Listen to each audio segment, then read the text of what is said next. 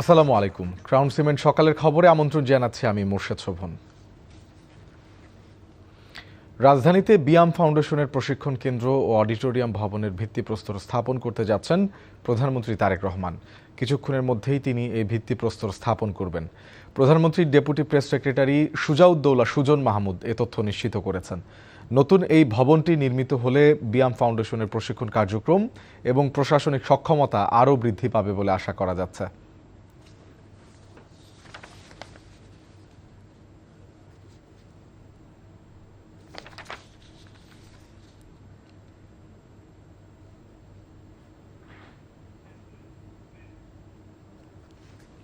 রাজধানীর সোহরাওয়ার্দী উদ্যানে জুলাই শহীদ পরিবার ও জুলাই যোদ্ধাদের নিয়ে জাতীয় সমাবেশ করছে জামায়াতে ইসলামী।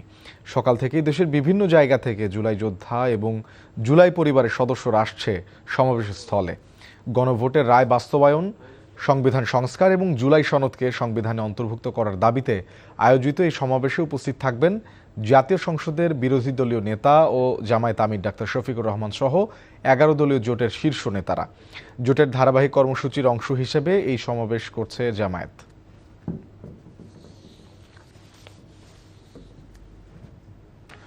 ভারতের দেয়া মরণবাঁধ ফারাক্কা আর উজানের পানি নিয়ন্ত্রণের ফলে খুলনার অসংখ্য নদী এখন কালের সাক্ষী। সেই সঙ্গে যুক্ত হয়েছে দখলদারদের দৌরাত্ম্য আর দূষণ। যে কয়েকটি নদী কোনো ক্রমে বেঁচে আছে সেগুলো নাব্যতা সংকটে। বছরের পর বছর নামকাওয়াস্তে নদী খননের কাজ করা হলেও অল্প দিনেই তা আবার ভরাট হয়ে যাচ্ছে। স্থায়ী সমাধান কোন পথে? যশোর খুলনা ঘুরে নদী, নালা, খালবিল ও জলাশয় দখল দূষণের কবল থেকে রক্ষা করার উপায় নিয়ে নিয়ামুল আজিজ সাদিকের 4 পর্বের ধারাবাহিকের শেষ পর্ব আজ। সঙ্গে ছিলেন মোহাম্মদ আবু তৈয়ব, ছবি তুলেছেন আয়নাল আহমেদ।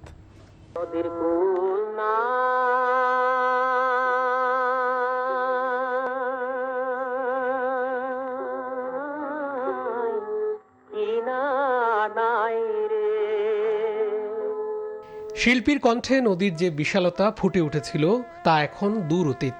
জলরাশি ছাপিয়ে এখন অনেক এলাকার নদী পরিণত হয়েছে ধু ধু বালুচরে। এই যেমন খুলনা সাতক্ষীরা সড়কের ডুমুরিয়া উপজেলার হেমকুড়া নদী। নদীর নাম দিয়ে সাইনবোর্ড আছে ব্রিজ, কিন্তু ব্রিজের নিচে নদী নেই। নদীর বুকে ঘরবাড়ি গড়ে উঠেছে। এই নদীর 18 কিলোমিটার জুড়েই একই অবস্থা।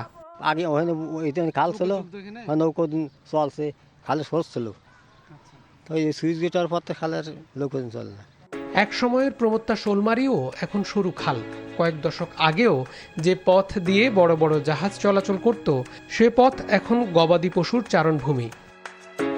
বছর বছর সরকারি বাজেটে নদী খনন কর্মসূচি পালন হয়।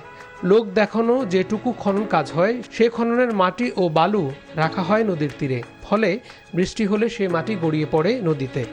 বিষয়টি স্বীকার করে পানি উন্নয়ন বোর্ডের তত্ত্বাবধায়ক প্রকৌশলী বলেন, পাড়ের মাটি সরিয়ে নেয়ার প্রক্রিয়া শীঘ্রই শুরু হবে। ড্রেস মেটেরিয়ালটা রাখবে কোথায়?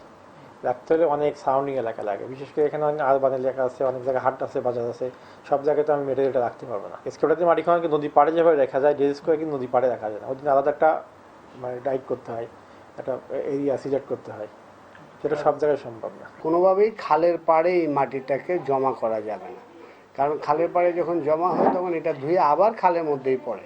ফলে এই ধরনের খাল খনন করা একটা কারিগরি ত্রুটি ছাড়া আর কিছুই না। হরি নদীতে পানি প্রবাহ বন্ধ করে মেশিন দিয়ে খনন করছে পানি উন্নয়ন বোর্ড। খুলনা বিশ্ববিদ্যালয়ের পরিবেশ বিজ্ঞান বিভাগের অধ্যাপক ডক্টর আব্দুল হারুন বলেন, ফারাক্কা বাঁধের কারণে উজানে পানি না আসায় খুলনাঞ্চলের নদ নদী মূলত মরে যাচ্ছে। তার মতে সরকারি হিসেবেই খুলনা মহানগরীর আশেপাশে 29টি নদী বিলীন হয়েছে। ফারাক্কা বাঁধের কারণে পদ্মায় যে পানি প্রবাহ ছিল এবং যে আপস্ট্রিম ওয়াটার ফ্লোটা এই সমস্ত নদীতে নামতো, সেটা তো অনেক বছর থেকে বন্ধ। ফলে নদীগুলো দিন দিন ভরাট হয়েছিল এবং এখনো হচ্ছেও। এই অঞ্চলের কোনো নদীতে বাঁধ দিয়ে নদী খনন করা কোনো ফলদায়ক না, ভালো সুফল আসবে না। কারণ সুফল আসতে হলে আপনাকে ওই পানির স্রোত, কানেক্টিভিটি এটা থাকতে হবে, সংযোগটা থাকতে হবে। এখনই ব্যবস্থা না নিলে আগামীতে এসব অঞ্চলের নদী অস্তিত্ব সংকটে পড়তে পারে বলে শঙ্কা বিশেষজ্ঞদের। সালথা, ময়ূর, ভদ্রা, হামকুড়া খুলনাতে যে 1 শতাধিক নদী ছিল তার মধ্যে এখন 37টি কোনো মতে টিকে আছে। এরই মধ্যে আবার বৃষ্টির কোনো ধরনের প্রবাহ নেই। এর প্রধানতম কারণ হচ্ছে অপরিকল্পিত নগরায়ন, দখল এবং দূষণ। এগুলো যদি ঠেকানো না যায় আগামীতে বাকি নদীগুলো কালের গর্ভে হারিয়ে যাবে বলে মনে করছেন বিশ্লেষকরা। Niyamul Aziz Sadiq, NTV news, Khulna.